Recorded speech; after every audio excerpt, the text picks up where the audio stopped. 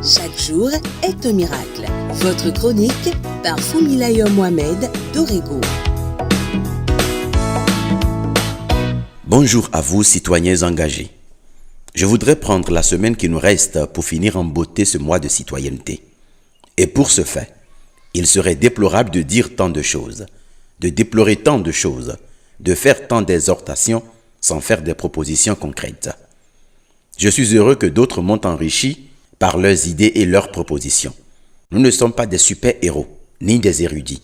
Nous sommes juste mus par la soif de voir les choses se faire autrement dans nos pays et en Afrique. Et pour cela, point n'est besoin d'être parfait ou un expert. Je partagerai avec vous des propositions, et si elles s'avéraient bonnes, on les peaufinera ensemble. Ne venez surtout pas me dire que c'est impossible. Ce n'est point le langage d'un citoyen accompli, mais celui des faibles et des trublions de la République. Tout est possible, du peu qu'on le décide et on l'arrange soi-même. Une proposition peut ne pas être parfaite, mais jamais elle ne peut être impossible.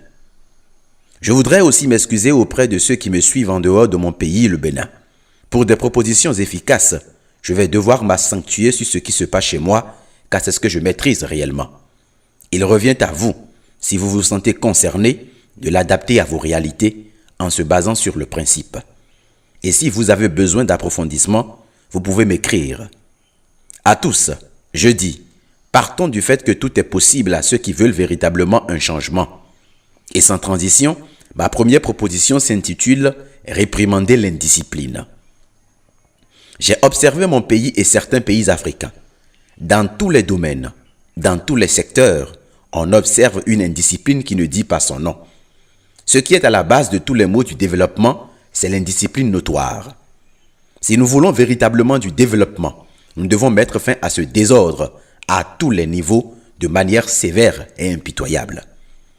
Réprimander l'indiscipline doit commencer dans les petites choses. Quand on conduit mal, il faut réprimander. Quand on traverse mal, il faut réprimander.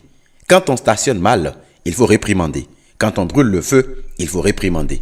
Quand on jette les déchets par-dessus bord les vitres, il faut réprimander. Quand on est en retard au service, il faut réprimander. Quand on ne fait pas bien son service, il faut réprimander. Quand on ne fournit pas bien le service avec qualité et soin, il faut réprimander, voire disqualifier totalement. Et pour réprimander, mettons la barre très haute afin de décourager une fois pour de bon ces vilains comportements anti-citoyens. Pour une mauvaise conduite, instaurons désormais des amendes et des pertes de points sur le permis pouvant conduire au retrait du permis pendant des mois. Ailleurs, par exemple, le point total est de 12 points. Quand on brûle le feu, on en perd 6 et on paye encore une amende. Autrement dit, si vous brûlez le feu 2 fois, votre permis vous est retiré, et ce, pour 6 mois environ. Vous n'avez donc plus droit de tenir le volant. Pour les piétons qui traversent mal et n'importe comment, il faut les amener à payer une amende aussi, dont le coût minimal doit avoisiner les 20 000 francs. À défaut que la personne fasse un travail d'intérêt général pour le bien de la communauté. Et si possible, même les deux. La même sanction doit s'appliquer à tous ceux qui salissent nos rues, qui ouvrent leurs braguettes et pissent partout, qui collent les affiches n'importe où. Ils doivent payer des amendes, mais accomplir aussi des travaux d'intérêt général pour le pays. Quand une entreprise soumissionne à un marché public et ne le fait pas bien, il faut qu'elle rétrocède à un quota des sous engagés, mais qu'elle soit disqualifiée pour 5 ans au moins des marchés publics.